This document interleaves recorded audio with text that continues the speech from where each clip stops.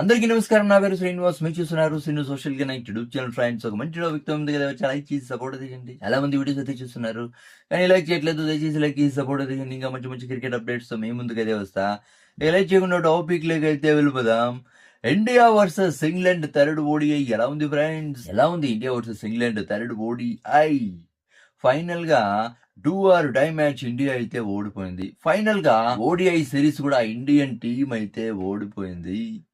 ఓడిపోయిన కూడా పెద్ద బాధ అయితే అనిపించలేదు. ఎందుకంటే శ్రేయస్ అయ్యర్ కెప్టెన్సీలో T20 సిరీస్ లో ఓడిపోయినట్టు కంటిన్యూస్ గా ప్రతి మ్యాచ్ ఓడిపోయింది. ఒక మ్యాచ్ కూడా గెలవలేదు. కానీ ఇక్కడ శుభ్మన్ గిల్ కెప్టెన్సీలో అనే కదా సీనియర్ బ్యాటర్స్ అయితే ఉన్నారు కాబట్టి ఫస్ట్ మ్యాచ్ అయితే గెలిచింది, సెకండ్ మ్యాచ్ ఓడిపోయింది. థర్డ్ మ్యాచ్ చాలా అంటే చాలా క్లోజ్ గా వచ్చింది, ఎర్రగొట్టేశారు. ఇంగ్లాండ్ బ్యాటర్స్ బాగా ఆడారు, ఈవెన్ ఇండియన్ బ్యాటర్స్ కూడా బాగా ఆడారు. సూపర్ బ్యాటింగ్ అయితే ఆడారు కాబట్టి చాలా క్లోజ్ గా వచ్చింది. కాబట్టి ఇక్కడ అంతగా బాధ అయితే అనిపించదు. ఇండియన్ టీం ఓడిపోయినా, ఇండియన్ టీం సిరీస్ ఓడిపోయినా కూడా ఇక్కడ బాధ అయితే అనిపించదు. ఎందుకంటే పోరాడారు కాబట్టి. అది ఏమన్నా ఇండియన్ టీం ఏమన్నా అవునా కదా 300కి ఏమన్నా ఆల్అౌట్ అయిపోయింటే థూ అని అయితే అనిపించేది. కానీ చాలా బాగా బ్యాటింగ్ అయితే ఆడారు. ఇక్కడ రోహిత్ శర్మ రిటైర్మెంట్ గురించి చాలా అంటే చాలా డిస్కషన్ అయితే జరిగింది.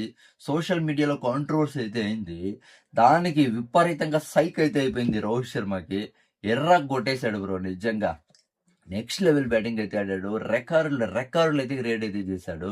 138 కొట్టాడు బ్రో నిజంగా. సూపర్ బ్యాటింగ్ అయితే ఆడాడు బ్రో నిజంగా. చాలా మంది ఇండియన్ సెలెక్టర్స్ కి, తర్వాత కోచింగ్ స్టాఫ్ కి అయితే, ఇండియన్ క్రికెట్ టీమ్ మేనేజ్మెంట్ కి అయితే స్ట్రాంగ్ కౌంటర్ అయితే ఇచ్చాడు ఈ స్కోర్ తో. అంటే నేను 2027 వరల్డ్ కప్ లో ఉంటాను అనే తర బ్యాటింగ్ అయితే ఆడాడు. ఎంతమంది అనుకున్నారు బ్రో ఇంగ్లాండ్ బ్యాటింగ్ ఆడేటప్పుడు ఈ రోజు ఇండియా ఓడిపోతుంది పక్కా? ఎంతమంది అనుకున్నారు బ్రో?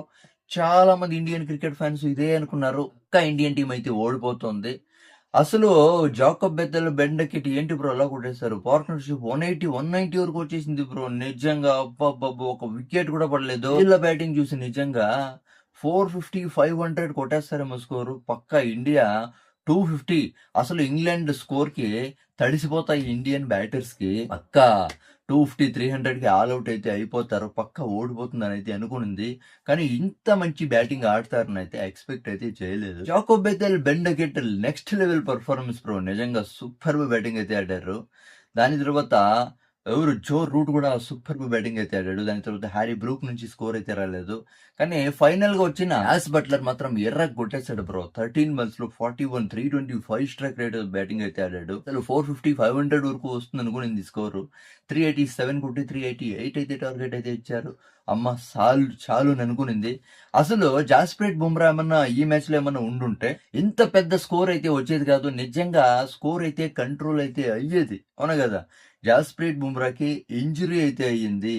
అందుకే ఇంత పెద్ద స్కోర్ అయితే వచ్చింది. కొంచెం స్కోర్ అయితే కంట్రోల్ అయితే అయ్యేది జస్ప్రీట్ బుమ్రా ఉండుంటే. జస్ప్రీట్ బుమ్రా ఇలా ఇంజురీ అవుతూ ఉంటాడు కాబట్టి ముంబై ఇండియన్స్ కూడా కెప్టెన్ చేద్దామవుతా జస్ప్రీట్ బుమ్రా అయితే వెనకడికి అయితే వేస్తుందని చెప్పొచ్చు. దీంట్లో ఎలాంటి డౌట్ లేదు.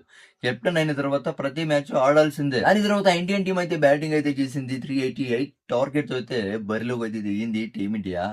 అసలు రోహిత్ శర్మ తర్వాత శుభ్మన్ గిల్ నుంచి నెక్స్ట్ లెవెల్ పార్ట్నర్షిప్ అయితే వచ్చేసింది.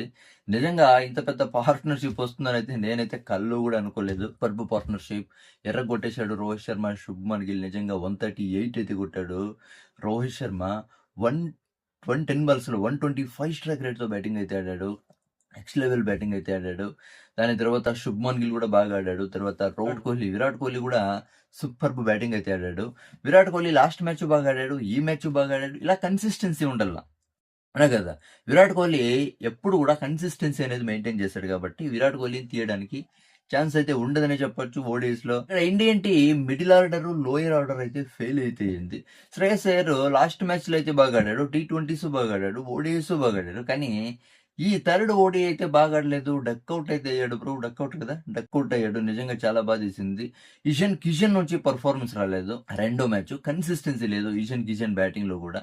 ఇండియన్ పిచ్ లో విపరీతంగా ఆడుతా ఉన్నాడు కానీ అవుట్ సైడ్ పిచెస్ లో సరిగా అయితే ఆడుతా ఉండలే ఈశాన్ కిషన్. కేఎల్ రాహుల్ కూడా ఫెయిల్ అయ్యాడు. నిజంగా ఫస్ట్ మ్యాచ్ అయితే సింగిల్ రన్ అవుట్ అయ్యాడు. ఇప్పుడు మళ్ళీ పెద్ద పర్ఫార్మెన్స్ అయితే రాలేదు. ఇక్కడ కేఎల్ రాహుల్ పర్ఫార్మెన్స్ లో కూడా కన్సిస్టెన్సీ అనేది లేదు. ఇక్కడ ఇండియన్ టీమ్ లో చాలా చేంజెస్ అయితే చేశారు. జస్ప్రీట్ బుమ్రా లేడు కాబట్టి ఇక్కడ ప్రిన్స్ యాదవ్‌కి అయితే ఛాన్స్ అయితే ఇచ్చారు. ఇక్కడ వాషింగ్టన్ శివం దుబేని పీకేసి కేఎల్ రాహుల్‌కి అయితే ఛాన్స్ అయితే ఇచ్చారు. అంతే అంటే వీళ్ళకి ముందే తెలిసింది. ఇది బ్యాటింగ్ పిచ్ అని. అవునా కదా! ఇది బ్యాటింగ్ పిచ్ అని ముందే తెలిసింది కాబట్టి ఆల్ రౌండర్ ఒక్కరినే ఏసుకున్నాడు. అక్షర్ పటేల్‌నైతే ఏసుకున్నారు. దాని తర్వాత చాలా మంది బ్యాటర్స్‌కి అయితే ఛాన్స్ అయితే ఇచ్చారు. శుభ్‌మన్ గిల్ డెసిషన్ కరెక్ట్ గానే ఉంది. Indian cricket team management decision అయితే కరెక్ట్ గానే ఉంది. కానీ ఇండియన్ టీమ్‌లో మిడిల్ ఆర్డర్ తర్వాత లోయర్ ఆర్డర్ నుంచి స్కోర్ అయితే రాలేదు. ఇక్కడ జాస్ప్రీట్ బూమ్రా అయితే మిస్ అయితే అయ్యాడు. ఇండియన్ టీమ్ అయితే ఓడిపోయింది. ఇదే రీజన్. అవునా కదా! జాస్ప్రీట్ బూమ్రా ఉండుంటే ఇంకొంచెం స్కోర్ అయితే కంట్రోల్ అయితే చేసిండు.